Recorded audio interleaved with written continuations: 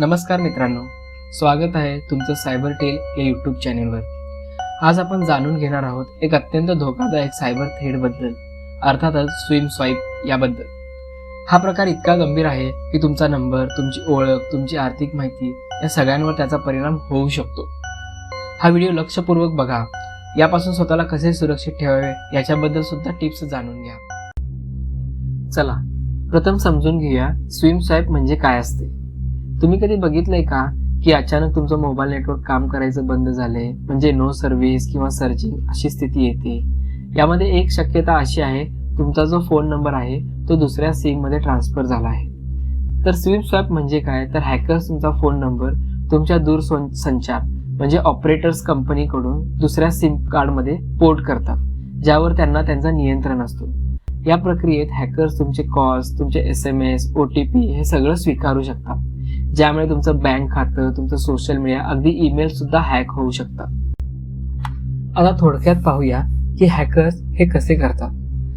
प्रथम व्यक्तीची माहिती गोळा केली जाते, जसे की नाव, जन्मतारीख, मोबाईल नंबर, पत्ता, कौटुंबिक माहिती, सोशल मीडियावरील माहिती यासारखी माहिती पूर्णपणे गोळा केली जाते। या माहितीचा वापर करून दूरसंचार कंपनीला फोन करून किंवा कॉल सेंटरला जाऊन सिम तुटली आहे किंवा हरवली आहे असा दावा करतात व तुमचा नंबर दुसऱ्या सिम मध्ये ट्रान्सफर करण्यास सांगतात। एकदा काय हे झाले की तुमच्या मोबाईलवर येणारे कॉल, SMS बंद होतात, तुमच्या मोबाईलवर पाठवले जाणारे OTP हे सुद्धा बंद होतात आणि हॅकर तुमच्या खात्यांमध्ये अशा पद्धतीने प्रवेश करू शकतो। जर हे काही संकेत दिसत असतील तर शक्यता आहे की तुमचा नंबर हॅक केला गेलेला आहे। नंबर 1, अचानक तुमच्या फोनवरील नेटवर्क सिग्नल जाऊन नो सर्व्हिस दिसणे। नंबर 2, तुमच्या खात्यामध्ये अनधिकृत प्रवेश किंवा अनपेक्षित व्यवहार दिसणे। नंबर 3, फोन नंबर वापरून बनवलेल्या खात्यांमध्ये लॉग इन करण्यास अयशस्वी होणे। आणि नंबर 4, तुमचा नंबर दुसऱ्या उपक्रमांवर सक्रिय झाला आहे असा मेसेज मिळणे।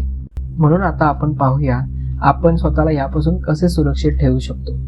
आपल्या ऑनलाईन खाते व बँक खात्यांमध्ये वेगवेगळे पासवर्ड व मजबूत पासवर्ड वापरा।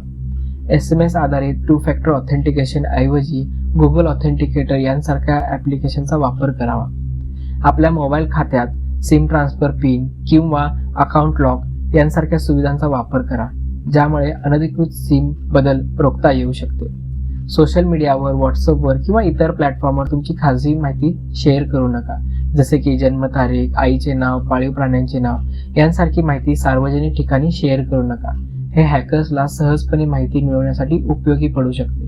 नियमितपणे आपले बँक व मोबाईल बिल तपासा, अनपेक्षित वाढ झाली आहे का किंवा कोणता गैरव्यवहार झाला आहे का याची काळजी घ्या। समजा तुमचा नंबर स्विम स्वॅप झाला आहे तर काय करायला पाहिजे, त्वरित तुमच्या ऑपरेटरशी संपर्क साधा व त्यांना सिम बदल थांबवण्याची विनंती करा।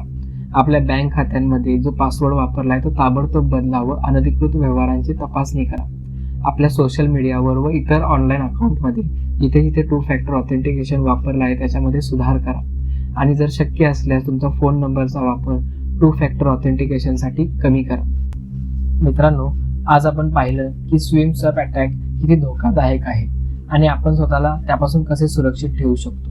जर तुम्हाला हा व्हिडिओ उपयोगी वाटला असेल तर लाईक करा, तुमच्या मित्रांना शेअर करा आणि चॅनलला सबस्क्राईब करायला विसरू नका, कारण पुढे अशाच सायबर सुरक्षा विषयांवर आम्ही नियमित व्हिडिओ घेऊन येणार आहोत। आपल्या अनुभवांबद्दल खाली कमेंटमध्ये नक्की सांगा। तोपर्यंत सुरक्षित राहा, जागरूक राहा आणि सायबर धोक्यांपासून सुरक्षित ठेवा। धन्यवाद।